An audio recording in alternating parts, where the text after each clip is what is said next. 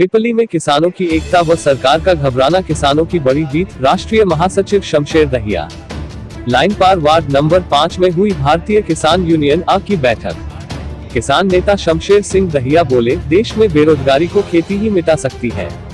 बहादुरगढ़ की आवाज news channel से पत्रकार प्रवीण चोपड़ा की रिपोर्ट। शहर के लाइन पार Shankar garden ward number 5 D block Bharatiya union आ के जिला अध्यक्ष प्रवीण दलाल के निवास स्थान पर किसानों की बैठक हुई, जिसमें बतौर मुख्य अतिथि भारतीय किसान यूनियन आ राष्ट्रीय महासचिव शमशेर सिंह दहिया, दिल्ली प्रदेश उपाध्यक्ष दिनेश डबास ने शिरकत की। बैठक में पहुंचने पर किसानों द्वारा सभी पदाधिकारियों को फूल माला पहनाकर स्वागत किया गया। राष्ट्रीय महासचिव शमशेर सिंह दहिया ने पत्रकारों से बातचीत करते हुए कहा कि पिपली में किसानों के साथ लाठीचार्ज की घोर निंदा की है। उन्होंने दोषी अधिकारियों पर उचित कार्रवाई की मांग की है। किसान नेता शमशेर सिंह दहिया ने कहा कि देश आज किसानों की हालत ठीक नहीं है। उन्होंने कहा कि हमारा भारत देश कृषि प्रधान देश है, कोरोना को टक्कर किसान ही दे सकता है। शमशेर दहिया ने कहा कि हम केंद्र सरकार द्वारा जारी तीनों अध्यादेशों के खिलाफ हैं। उन्होंने कहा कि देश व राज्य के लिए खेती महत्वपूर्ण है। राष्ट्रीय महासचिव शमशेर सिंह दहिया ने कहा कि मैं 23 राज्यों में घुमा हूँ।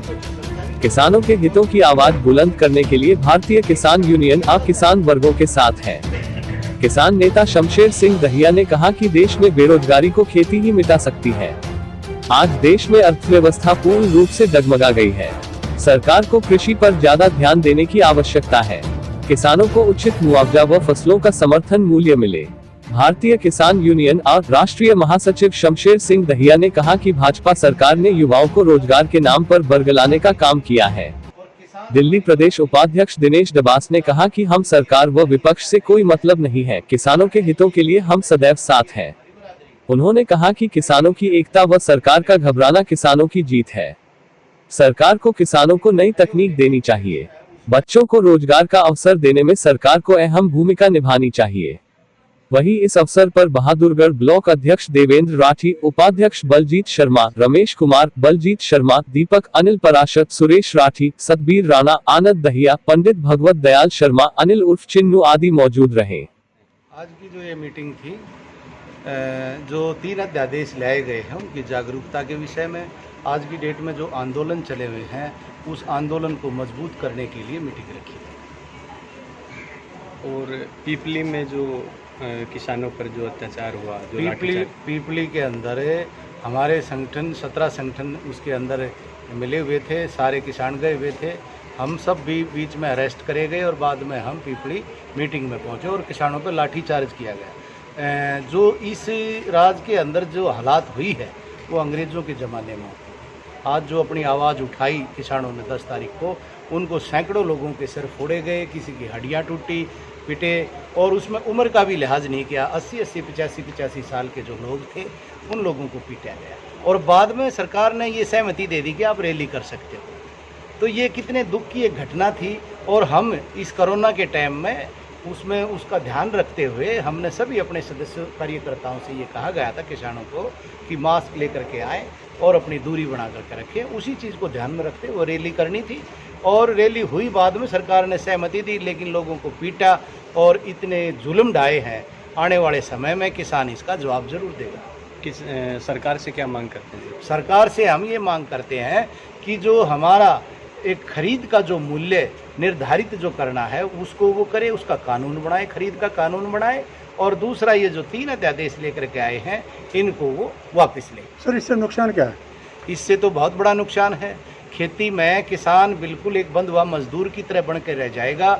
बड़े व्यापारियों के हाथ में ये खेती चली जाएगी और किसान को जिस तरीके से रिलायंस जैसी बड़ी बड़ी कंपनियां हैं उनके हवाले छोड़ दिया जाएगा। किसान अपनी हर तरीके से पल्ला झाड़ रही है इन कानूनों के माध्यम से। क्या दोबारा किसानों को गुलाम बनाने के इरादा? बिल्कुल। अगर इसको आप अच्छे से देखेंगे, पढ़ेंगे, तो इसमें आप जानकारी लेना चाहेंगे तो बिल्कुल दोबारा से किसान को गुलामी की तरफ ले जाए। में भारतीय किसान यूनियन की मीटिंग हुई है जो सिर्फ किसानों को जागरूक करने के लिए की गई है।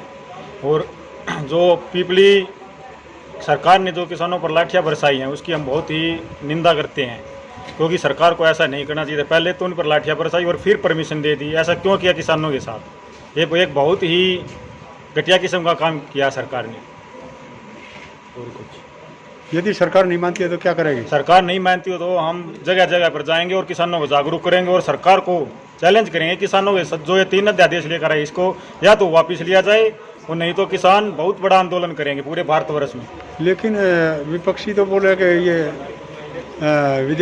जो विपक्षी जो पार्टियां हैं वो इनको भड़का रही किसानों को। पार्टी से किसानों का कोई लेना देना नहीं, क्योंकि पार्टियों में सभी तरह की पार्टियों के किसान सम्मिलित होते हैं। कोई मजदूर होता है, कोई किसान होता है, कोई किसी जाति का होता है, कोई किसी धर्म का होता है। ये किसी मेन पार्टी से ताल्लुक नहीं रखता किसान।